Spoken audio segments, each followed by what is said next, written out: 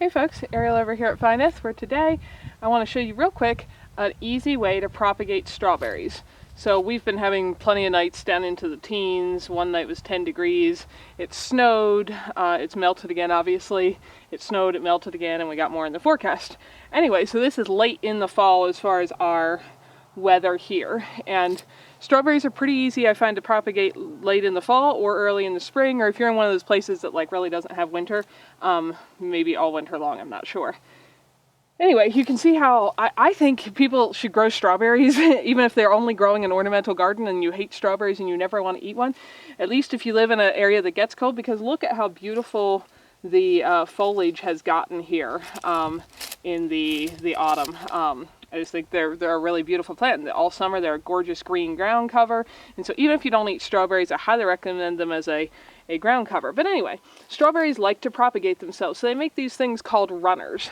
So this is a runner. Now there was a ton more runners. They were all over the ground here the other day. I already transplanted about 300 of them, and now I want to show you guys what I'm doing. So this runner, it comes off a main strawberry plant, grows a long string, and then starts to make another little plant. And I'm going to clip this just shy of that. Now you could use a scissors, it doesn't have to be a clippers.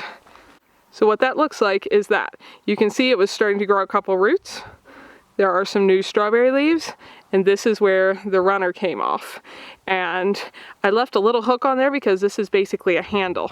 Now a real easy way to propagate these, let me show you. If you have bare dirt, this is what I do. If you actually have bare soil, I'm not intending to actually plant strawberries in this bed. This is just for example. What you can do is use that little runner end as a hook and kind of stick the plant into the ground, just like that.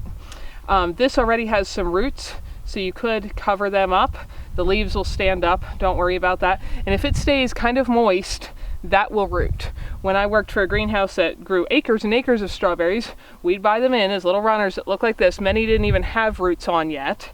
And we'd put them in little trays, and you'd just impale that little runner end in to hook it in, to hold it into the soil so it's not too prone to blowing out. And then we actually ran sprinklers over top of all those trays and trays of thousands and thousands of strawberries.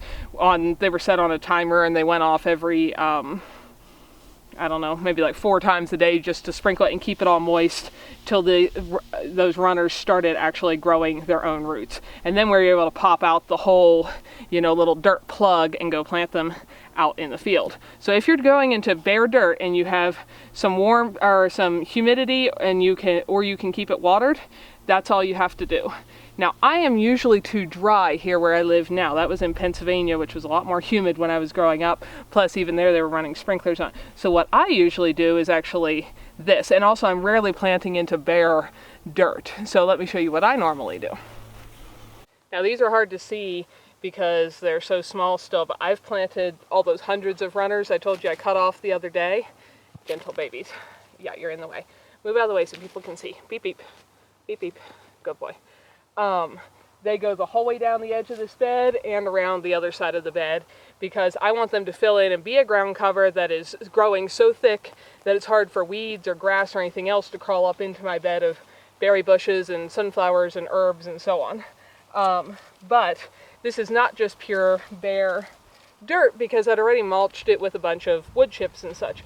So what I do when I'm going into something like that instead is, you could use any little trowel. This is my favorite little one. And I just make a little hole and stick the whole bottom end of that thing down in the soil and just leave a leaf or two sticking out. That also helps because the soil stays more moist and down a little lower. And since I do have not a humid climate, that helps it root pretty easily, because those roots they want to grow as soon as they have moist soil to grow into. This plant right here is a good example of what one single plant will do if you do not move runners and put them in more places you want. And this is fine because I want more here. This right here was one single plant that I put in here this spring when I moved. It has now put out this runner, which has 1, 2 plants on it. They're starting to grow roots, but they just grew out. And if it's growing like over there and I think that's not where I want it, you can just grab the runner and place it in the spot where you want it to eventually root if you're not trying to move it to a whole new area. But that was 2. Here is 3, 4, 5, 6, 7, 8, 9, 10, beep beep, 11, 12, 13, 14, 15, 16. There's at least 16 baby strawberry plants that one plant has made just since this spring. So strawberries are really easy to propagate by yourself like that. So if you want to get a really good harvest, you probably don't want to let the plant put all of its energy into making 16 or more runners because that does take a good bit of energy, and then you tend to get less strawberries. I want them to fill in thickly here, and here they are primarily being a ground cover and weed blocker.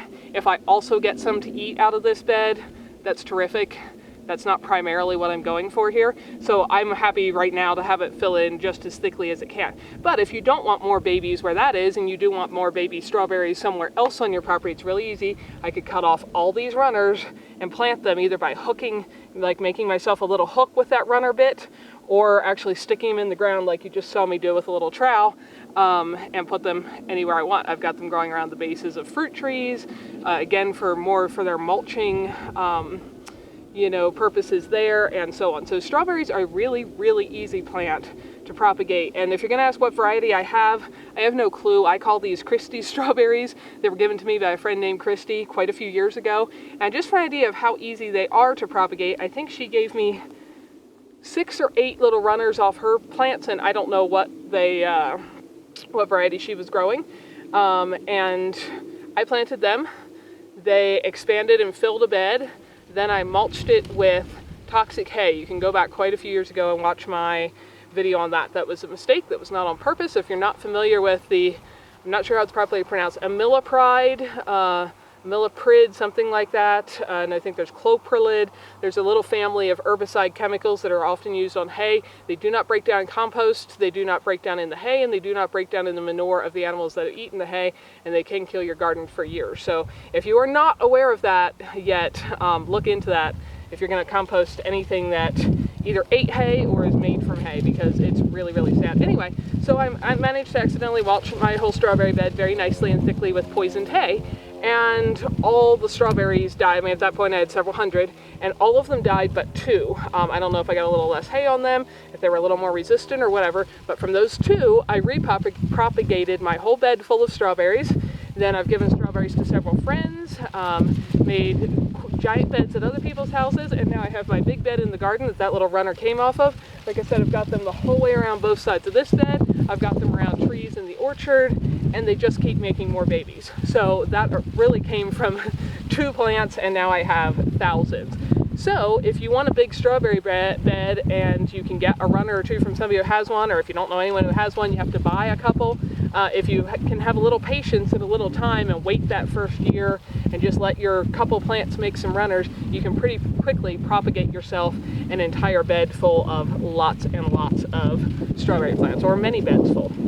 So hopefully that is helpful if you've ever wanted to reproduce or expand strawberries. Very, very easy to do. And where these runners here are still attached to the main plant and I'm not moving them, I'm not cutting them, I'm not burying them. Just by the fact that they're laying here on the soil, they will send down their own roots and root themselves snug. Right now they're loose, but let's find one that has rooted. Might not be one that are very tight yet because of, oh, here's one. That is a run. This is one plant. This is a runner that's already rooted itself snug. I could pull it up, but it's pretty firmly rooted. So they'll do that all on their own if you just want them to get thick in one particular spot. And then if you're actually trying to manage them for lots of strawberry production, you probably want to, at some point you probably run out of places you want more strawberries, so then you give them away to your friends, or you can simply snip them off and put them in the compost, because each strawberry plant will generally be pretty productive in its first year. So like these runners that I've just transplanted now, they'll probably be pretty productive next spring. Even more so in general the second year, start to taper back off a little in the third year, and then they can produce for a lot of years, but they will start to decline.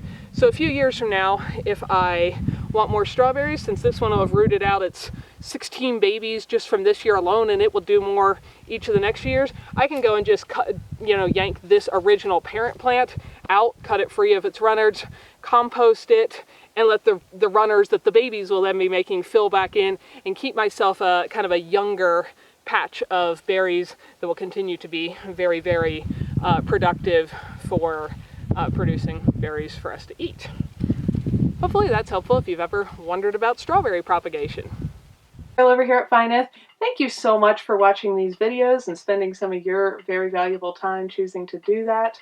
We hope you found something that was useful, educational, helpful, maybe save someone else some time and trouble, or just something just plain beautiful. If you don't want to miss any videos, subscribe and hit the bell. And thanks for coming along on our journey as we build a new little homestead with our tiny house and everything to come.